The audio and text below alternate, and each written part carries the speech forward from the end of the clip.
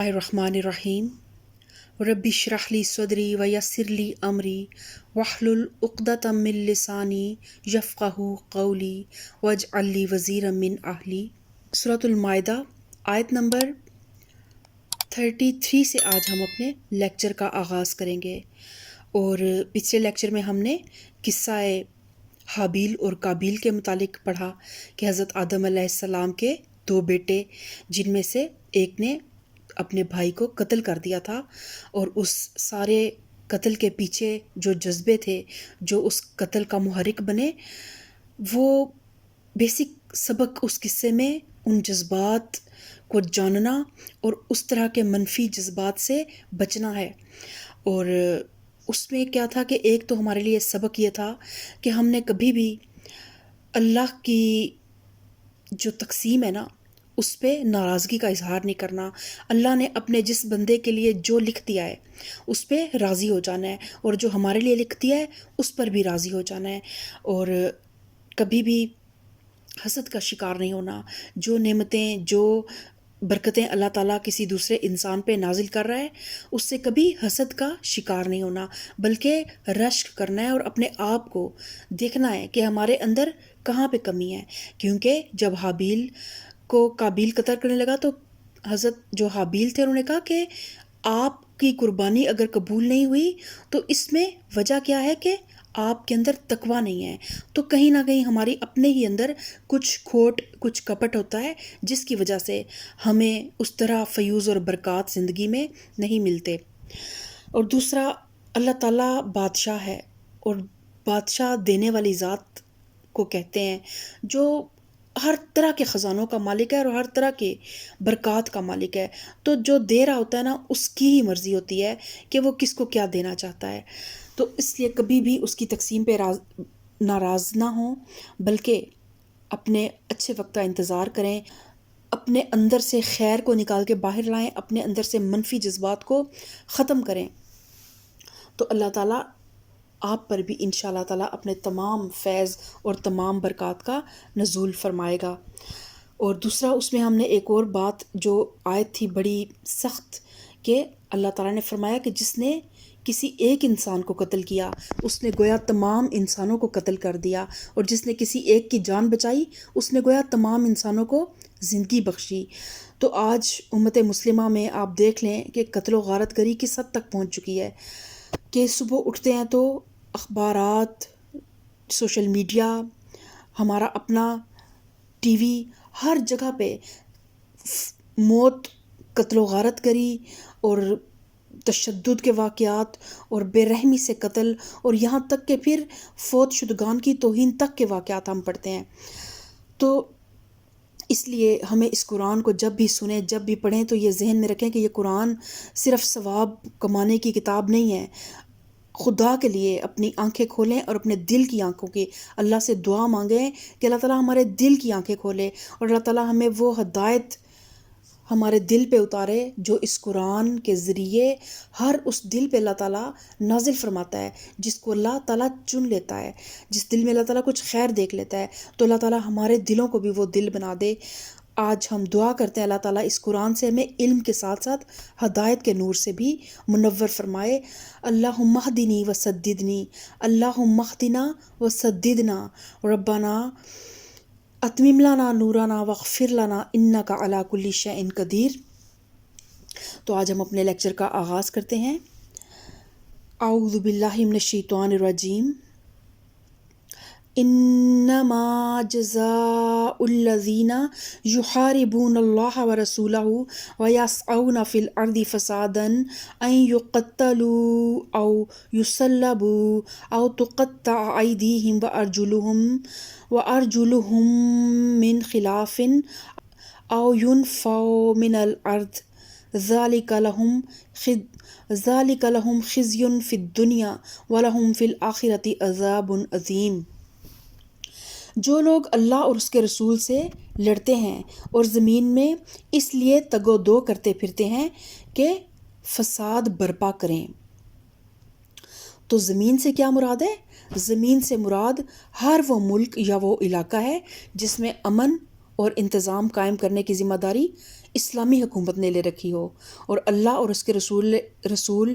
سے لڑنے کا مطلب اس نظام صالح کے خلاف جنگ کرنا ہے جو اسلام کی حکومت نے ملک میں قائم کر رکھا ہو۔ اللہ تعالیٰ کی مرضی یہ ہے اور اسی کے لیے اللہ نے اپنے رسول بھیجے کہ زمین میں ایک ایسا صالح نظام قائم ہو جو انسانوں، حیوانوں اور حتیٰ کہ درختوں کے لیے بھی اور ہر اس چیز کو جو زمین پر ہے امن بخشے، جس کے تحت انسانیت اپنی فطرت کے کمال مطلوب کو پہنچ سکے، جس کے تحت زمین کے وسائل اس طرح استعمال کیے جائیں کہ وہ انسان کی ترقی میں مددگار ہوں، نہ کہ اس کی تباہی اور بربادی میں۔ ایسا نظام جب کسی سرزمین پر قائم ہو جائے تو اس کو خراب کرنے کی صحیح کرنا، قطع نظر اس کے کہ وہ چھوٹے پیمانے پر قتل و غارت ہو یا رہزنی یا ڈکیتی کی حد تک ہو، یا بڑے پیمانے پر اس صالح نظام کو الٹنے کی اور اس کی جگہ کوئی فاسد نظام قائم کر دینے کے لیے کوشش ہو، وہ دراصل اللہ اور اس کے رسول کے خلاف جنگ ہے۔ اب یہ اس کو سمجھنے کی اس طرح ہی مثال لے لیں کہ جیسے تعزیرات ہند میں جب بر صغیر پاک و ہند ابھی اکٹھا تھا، تو اس میں ہر اس شخص کو جو ہندوستان کی برطانوی حکومت کا تختہ الٹنے کی کوشش کرے، بادشاہ کے خلاف لڑائی یعنی waging war against the king کا مجرم قرار دیا جاتا تھا اس کو، چاہے اس کی کارروائی ملک کے کسی دور دراز گوشے میں ایک معمولی سپاہی کے خلاف ہی کیوں نہ ہو، اور بادشاہ اس کی دسترس سے کتنا ہی دور کیوں نہ ہو، تو وہ اسی طرح کا مجرم قرار پایا جائے گا کہ وہ ایک فسادی قرار دیا جائے گا، اور اس کے لیے پھر اس پہ وہی سزائیں جو اس وقت انہوں نے نافذ کی ہوئی تھیں، وہی سزائیں اس پر نافذ العمل ہوں گی۔ اور اس طرح تو اللہ تو سب سے بڑا بادشاہ ہے اور پوری زمین اس کی سلطنت ہے، تو پھر جو زمین پہ اللہ کے نظام کو برباد کرے گا ان کے لیے پھر اللہ تعالیٰ نے کچھ سزائیں تجویز کی ہیں۔ اللہ تعالیٰ فرماتا ہے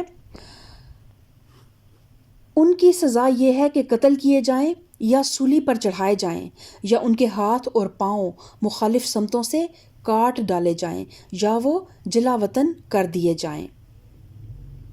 تو یہ اب مختلف سزائیں اللہ تعالیٰ نے اجمالی طور پر بیان کر دی ہیں، اور قاضی وقت یا امام وقت جو ہے وہ اپنے اجتہاد سے ہر مجرم کو اس کی جرم کی نوعیت کے مطابق سزا دے گا۔ اصل مقصود یہ ظاہر کرنا ہے کہ کسی شخص کا اسلامی حکومت کے اندر رہتے ہوئے اسلامی نظام کو الٹنے کی کوشش کرنا ایک بدترین جرم ہے، اور اسے ان انتہائی سزاؤں میں سے کوئی بھی سزا دی جا سکتی ہے۔ ذالک لہم خزی فی الدنیا ولہم فی الآخرۃ عذاب عظیم، یہ ذلت اور رسوائی تو ان کے لیے دنیا میں ہے اور آخرت میں ان کے لیے اس سے بڑی سزا ہے، مگر جو لوگ توبہ کر لیں قبل اس کے کہ تم ان پر قابو پاؤ۔ تمہیں معلوم ہونا چاہیے کہ اللہ معاف کرنے والا اور رحم فرمانے والا ہے، یعنی کہ کسی انسان نے اس طرح کی کوئی بھی غلطی کی لیکن آپ کے اس تک رسائی حاصل کرنے سے پہلے وہ توبہ کر چکا تھا، تو پھر اس کا معاملہ جو ہے وہ اللہ کے سپرد کر دیں اور اس کو معاف کر دیں، کیونکہ اللہ تعالیٰ رحم فرمانے والا ہے۔ یعنی اگر وہ صحیح فساد سے باز آ گئے ہوں اور صالح نظام کو درہم برہم کرنے یا الٹنے کی کوشش چھوڑ چکے ہوں، اور ان کے بعد کا طرز عمل یہ ثابت کر رہا ہو کہ وہ امن پسند، مطیع قانون اور نیک چلن انسان بن چکے ہیں، تو اس کے بعد ان کے سابق جرائم کا پتہ چلے تو ان سزاؤں میں سے کوئی سزا ان کو نہ دی جائے، یعنی جو اوپر بیان کی گئی ہیں۔ البتہ جو اللہ کے بندوں کے جو حقوق ہیں نا، ان پر اگر انہیں کوئی دسترازی کی تھی، ان کے ذمے سے وہ سزائیں جو ہے نا وہ ساقط نہیں ہوں گی۔ مثلاً اگر کسی انسان کو انہوں نے قتل کیا تھا یا کسی کا مال ہتھیا لیا تھا یا کوئی اور جرم انسانی جان و مال کے خلاف کیا تھا، تو اسی جرم کے بارے میں فوجداری مقدمہ ان پر قائم کیا جائے گا، لیکن بغاوت اور غداری اور اللہ اور رسول کے خلاف محاربہ کا کوئی مقدمہ ان کے اوپر نہیں چلایا جائے گا۔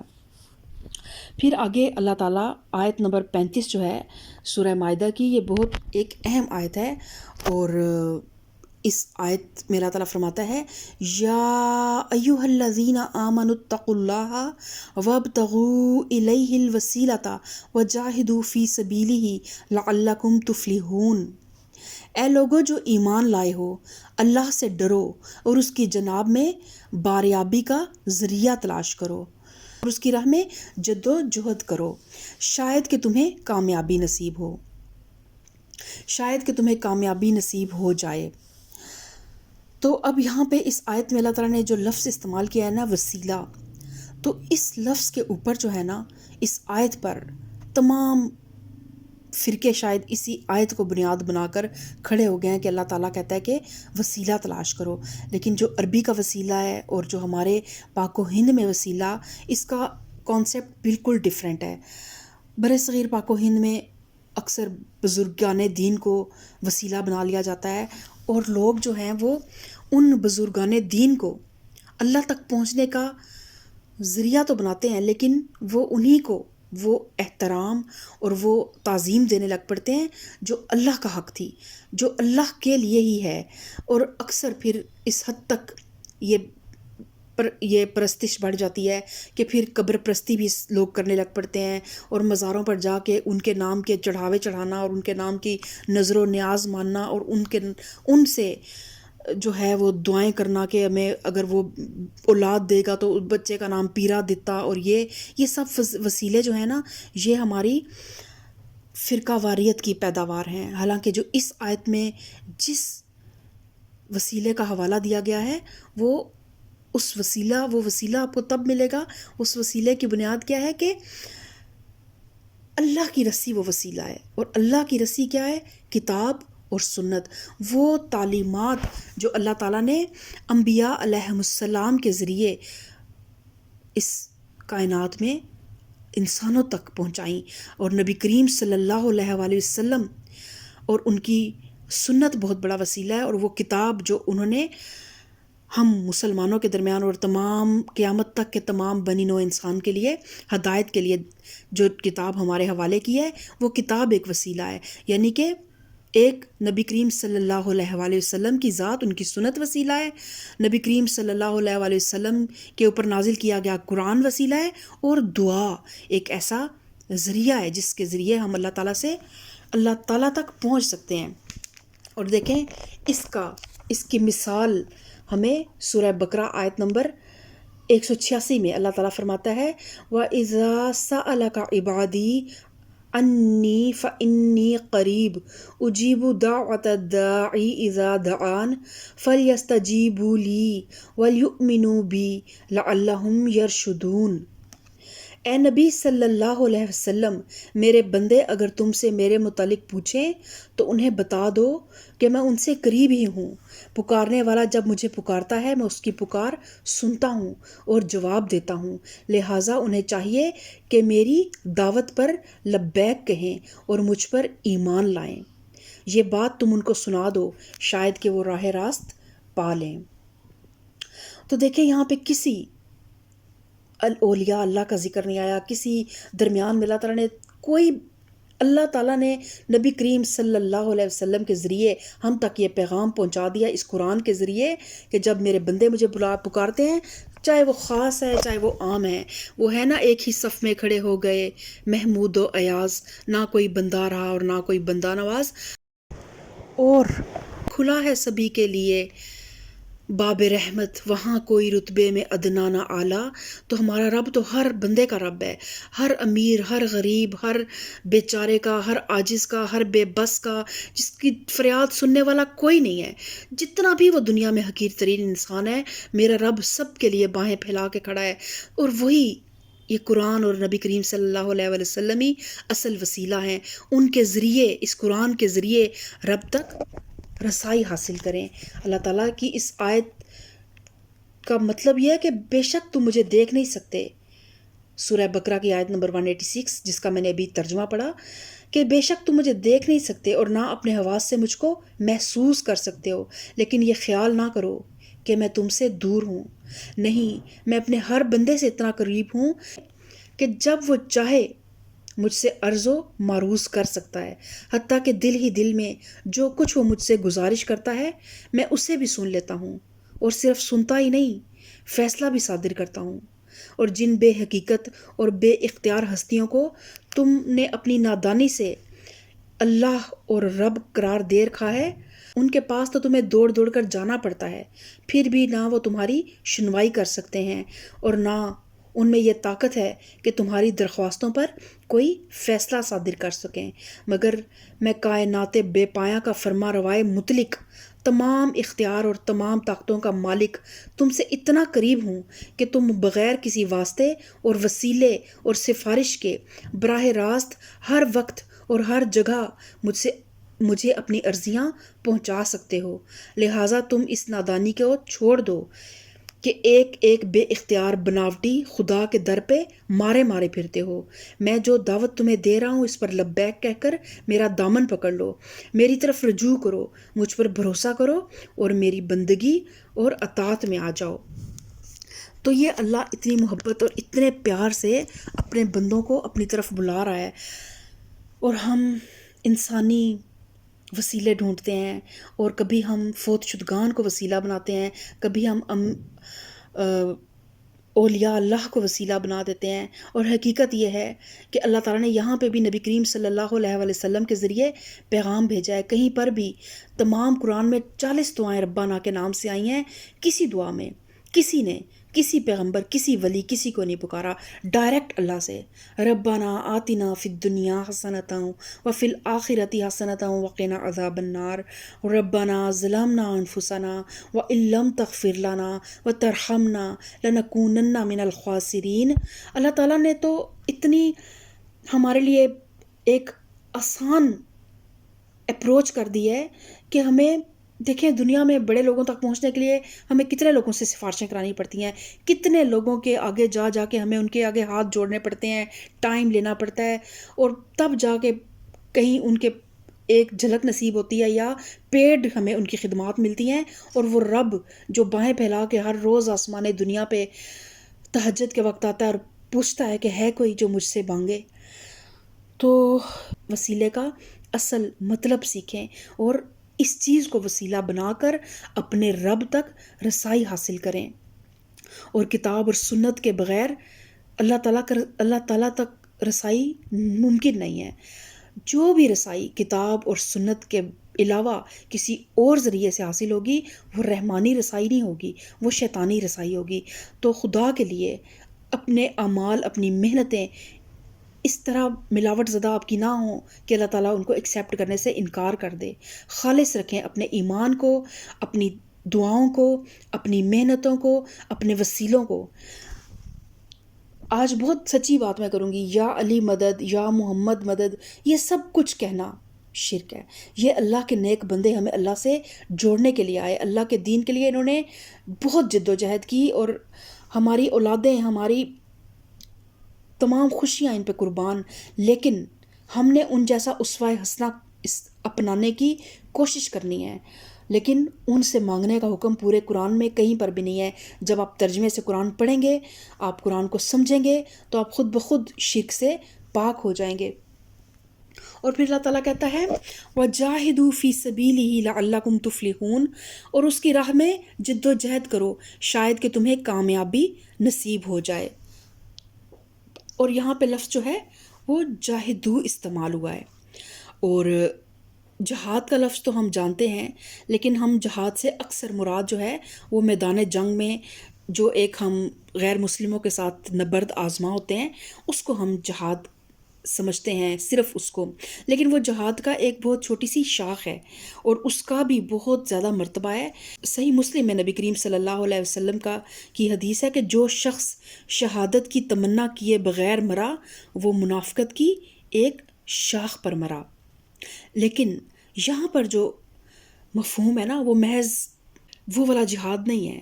یہ محض جد و جہد کا لفظ جو ہے نا پوری طرح اس پہ پورا نہیں اترتا، بلکہ یہ ایک مجاہدہ ہے۔ اور اس کا صحیح مفہوم یہ ہے کہ جو قوتیں اللہ کی راہ میں مزاحم ہیں، جو تم کو اللہ کی مرضی کے مطابق چلنے سے روکتی ہیں اور اس کی راہ سے ہٹانے کی کوشش کرتی ہیں، وہ تم کو پوری طرح اللہ کا بندہ بن کر نہیں رہنے دیتی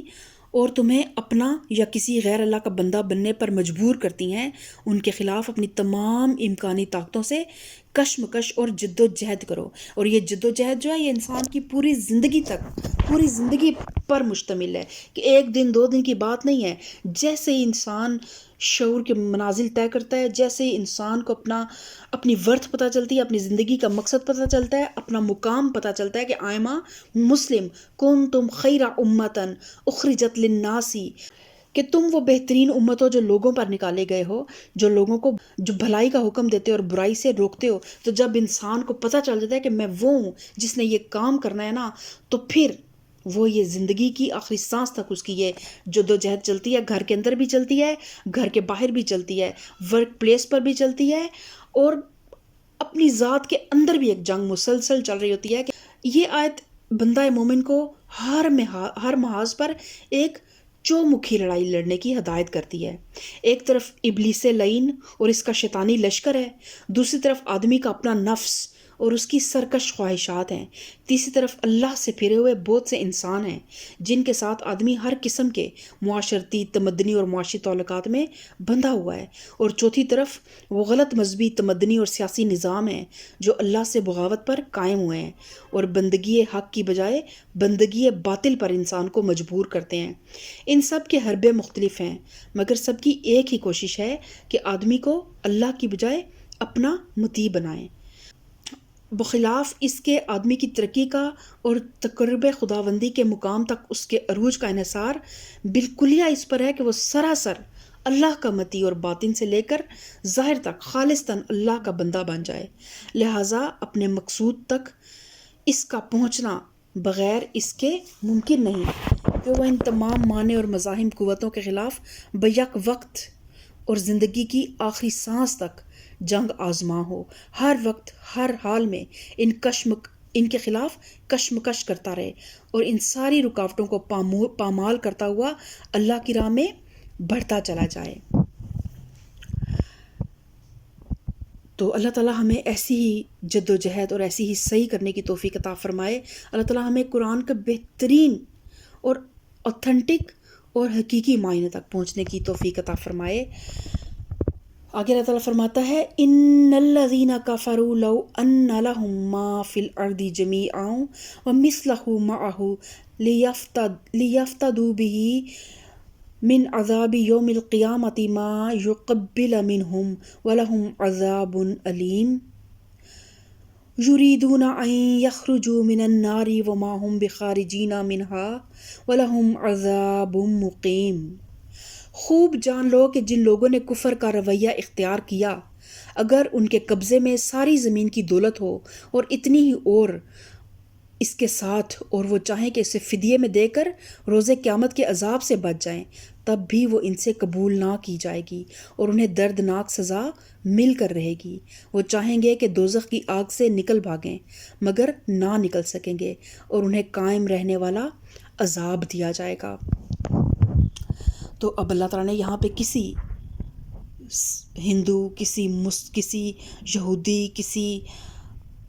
عیسائی کا ذکر نہیں کیا. اللہ تعالیٰ نے سب انسانوں کو لے کہا ہے، چاہے وہ مسلمان بھی کیوں نہ ہوں، کہ جن لوگوں نے کفر کا رویہ اختیار کیا، اگر ان کے قبضے میں ساری زمین کی دولت ہو اور اتنی ہی اس کے ساتھ، اور وہ چاہیں کہ اسے فدیے میں دے کر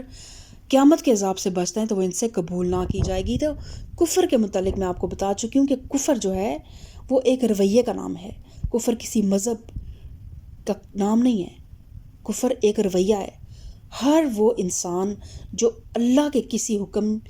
سے انکار کرتا ہے وہ کافر ہے. جو جھوٹ بولتا ہے وہ اس حکم کا انکار کرتا ہے کہ سچ بولو، جھوٹوں پہ اللہ کی لعنت ہے، وہ اس آیت کا انکار کرتا ہے اور وہ جھوٹ بولتا ہے. جو رشوت لیتا ہے، چاہے وہ 5 وقت کا نمازی ہے، چاہے وہ خانہ کعبہ کا ہر سال طواف کر کے آتا ہے، لیکن وہ اللہ تعالیٰ کی اس آیت کا انکار کرتا ہے کہ رشوت لینے والا اور رشوت دینے والا دونوں جہنمی ہیں. جو سود کھاتا ہے، خواہ وہ اس اپنی دولت سے کتنا ہی انفاق فی سبیل اللہ کر لے، لیکن وہ اللہ تعالیٰ کی اس آیت کا انکار کرتا ہے کہ سود جو ہے وہ تجارت کی طرح نہیں ہے، اور سود کے 70 سے زیادہ درجے ہیں، اور سب سے نچلا درجہ اپنی ماں کے ساتھ بدفعلی کے مترادف ہے، اس کے برابر ہے اس کا گناہ. تو اللہ تعالیٰ ہمیں کفر کے رویے اختیار کرنے سے محفوظ رکھے. اللہ تعالیٰ ہمیں وہ مسلمان نہ بنائے کہ جو دین آسان لگے، دین کے جو پہلو ہمیں آسان لگیں انہیں ہم اپنا لیں، اور جو مشکل لگیں ان سے ہم چشم پوشی کر لیں۔ ہمیں اللہ تعالیٰ پورے کا پورا دین میں داخل ہونے کی توفیق عطا فرمائے۔ اللہ تعالیٰ ہمیں صراط مستقیم پہ چلنے کی توفیق عطا فرمائے۔ آمین ثم آمین۔ سبحان ربک رب العزت عما یصفون وسلام علی المرسلین والحمد للہ رب العالمین۔